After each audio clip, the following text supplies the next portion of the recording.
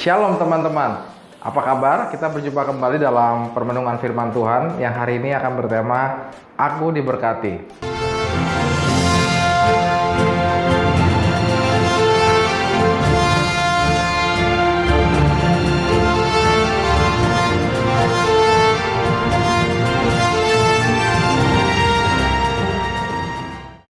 Hari ini kita mau belajar bagaimana hidup kita yang semata-mata ini hanyalah anugerah Tuhan. Firman Tuhan di Yakobus 1 ayat 17 bilang begini, semua yang baik, anugerah yang sempurna datangnya dari Bapa. Jadi kita percaya di dalam hidup kita ini, kita itu harus mengandalkan berkat Tuhan. Di dalam mencari uang, di dalam keluarga, di dalam hubungan dengan pasangan, di dalam hubungan kita dengan teman-teman, apapun yang kita kerjakan, kita percaya hidup kita semata-mata karena anugerah dan berkat Tuhan. Bahkan firman Tuhan di Amsal 10 ayat 22 bilang begini, berkat Tuhanlah yang menjadikan kaya, susah payah tidak akan menambahi sesuatu apapun. Artinya apa? Kalau kita bisa berhasil, kalau kita bisa sukses, kalau kita bisa berhasil dalam hubungan, dalam pekerjaan, di dalam segala hal, itu semata-mata karena berkat Tuhan yang menjadikan kita kaya. Ya, bukan karena susah payah kita. Dan juga ada satu ayat yang sangat luar biasa di dalam Mazmur 127 ayat 2 dikatakan begini, sia-sialah kamu bangun pagi-pagi dan duduk-duduk sampai jauh malam. Perhatikan itu. Bekerja tetap harus, tetapi dikatakan jangan bangun pagi-pagi sekali gitu dan duduk jauh-jauh sampai tengah malam dan makan roti yang diperoleh dengan susah payah. Tapi firman Tuhan bilang begini, sebab ia memberikannya kepada yang dicintainya pada waktu tidur. Nah teman-teman, sebagai anak Tuhan, sebagai orang percaya, kita diberkati waktu kita bekerja dan kita diberkati juga waktu kita lagi tidur. Ya, bukan cuma waktu kita bekerja doang kita diberkati, tapi waktu kita istirahat pun kita sedang diberkati oleh Tuhan. Itu luar biasanya. Dan kita harus bersyukur untuk hal ini. Tetapi gini, berkat Tuhan itu nggak semata-mata kita dapat begitu saja. Berkat Tuhan itu harus ada caranya. Kita harus tahu bagaimana kita bisa dapat perkenanan Tuhan ini. Kita mau belajar, ada 4 poin yang akan kita pelajari. Yang pertama, bagaimana cara kita bisa diberkati oleh Tuhan. Yang pertama adalah kita harus senantiasa mencari Tuhan dengan segenap hati terlebih dahulu. Nah, teman-teman, banyak sekali pemahaman yang salah tentang berkat Tuhan, tentang dekat sama Tuhan.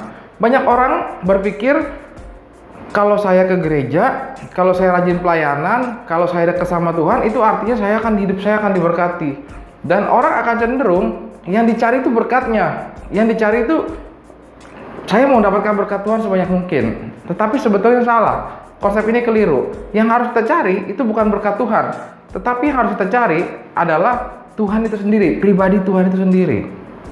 Ya, karena kalau kita dekat sama pribadinya, otomatis berkatnya akan Tuhan berikan dengan luar biasa kepada kita.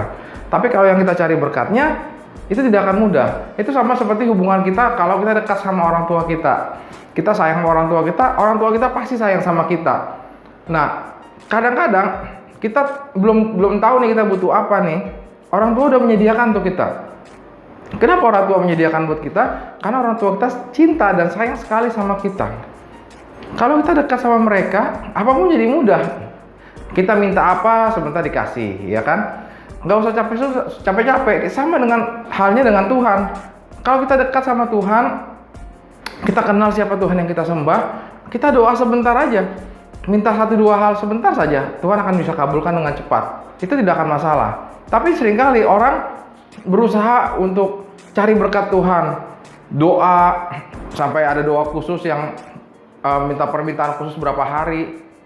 Atau kadang-kadang ada setiap jam berapa doa untuk dapat permintaan tertentu. Tapi atau bahkan mungkin ada yang puasa rutin hanya untuk satu tertentu, setengah mati mencari Tuhan. Itu baik untuk dilakukan semua itu. Tapi yang paling penting sebetulnya adalah mengenal dan mencari pribadi Tuhan. Kalau kita kenal sama Tuhan, doa puasa kita pasti diberkati dan permintaan kita pasti akan segera terkabul. Di Matius 6 ayat 31-32 berkata begini. Sebab itu janganlah kamu khawatir dan berkata, apakah yang akan kami makan? Apakah yang akan kami minum? Apakah yang akan kami pakai? Ya kan? Di ayat ke-32-nya berkata, semua itu dicari bangsa-bangsa yang tidak mengenal Allah. Akan tetapi Bapamu yang di surga tahu kamu memerlukan semuanya itu. Nah teman-teman, dikatakan gini, Janganlah kamu khawatir akan apa yang kamu makan, apa yang kamu minum, apa yang akan kamu pakai.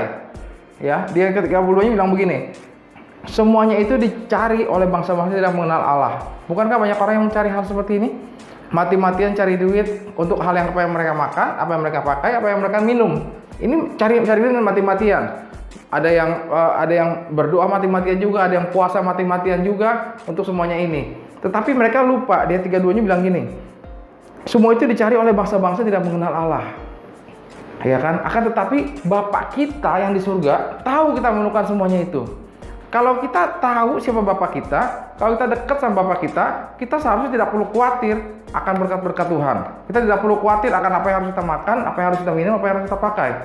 Karena Tuhan Allah, Bapak kita pasti menyediakan itu semua buat kita. Ya, jadi yang paling penting adalah kita harus cari Tuhan dengan segenap hati terlebih dahulu. Kalau di ayat ke-33 bilang gini, tetapi carilah dahulu kerajaan Allah dan segala kebenarannya. Maka semuanya itu, apa itu semuanya? Yang kamu makan, yang kamu minum, yang kamu pakai, itu akan ditambahkan kepadamu. Amin. Ya, kita harus cari Tuhan dengan segenap hati. Bagaimana mencari Tuhan? Mazmur 2 ayat 11 bilang begini, beribadahlah kepada Tuhan dengan takut dan ciumlah kakinya dengan gemetar. Kita mencari Tuhan harus dengan sikap hati yang baik. Saya melihat banyak orang ke gereja hanya untuk kewajiban saja. Kalau nggak ke gereja takut kena kutuk. Tetapi kita harus ke gereja dengan sikap hati yang rindu dan taat sama Tuhan. Makanya kalau di gereja jangan main WhatsApp, jangan suka pacaran. Ya, ada yang di gereja buka WhatsApp, main gadget. Ada juga yang di gereja main game. Ya. Bahkan ada juga orang yang di gereja masih mikirin bisnis, bahkan ada juga yang telepon ngorder. Bayangin, segitu tidak hormatnya kepada Tuhan, segitu tidak mencari Tuhan dengan segenap hati. Tetapi anak-anak Tuhan kalau mau diberkati, cari Tuhan dengan segenap hati, cari pribadinya, jangan cari berkatnya. Itu yang pertama. Yang kedua, bagaimana kita bisa diberkati? Yang kedua adalah kita harus menghormati orang tua kita. Firman Tuhan di Ulangan 5 ayat 16 dikatakan begini, hormatilah ayahmu dan ibumu seperti yang diperintahkan kepadamu oleh Tuhan Allahmu, supaya lanjut umurmu dan baik keadaanmu di tanah yang diberikan Tuhan Allahmu. Nah teman-teman, saya percaya kalau kita hormati orang tua, kalau kita mengasihi orang tua kita pasti diberkati sama Tuhan. Karena ini salah satu perintah Tuhan, perintah Allah. Jadi kita harus mengasihi orang tua kita juga harus menghormati orang tua kita untuk diberkati sama Tuhan.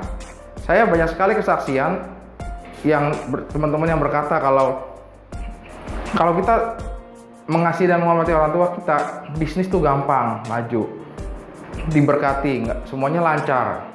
Tapi kalau kita kualat sama orang tua, kalau kita durhaka, itu ngelakuin apa aja pasti gagal, melakukan apa saja tidak bisa berhasil, karena berkat Tuhan jauh dari situ. Dan juga di Amsal 30:17 bilang gini, mata yang mengolok-olok ayah dan enggan mendengarkan ibu akan dipatuk gagak lembah dan dimakan anak raja wali. Jadi kalau kita mengolok-olok ayah dan nggak mau dengerin nasihat ibu, dikatakan di firman Tuhan kalau kita akan dipatuk gagak lembah dan dimakan sama anak raja wali. Artinya tidak akan ada keberuntungan yang berpihak pada kita. Tetapi kalau kita taat sama orang tua, Tuhan pasti memberkati kita.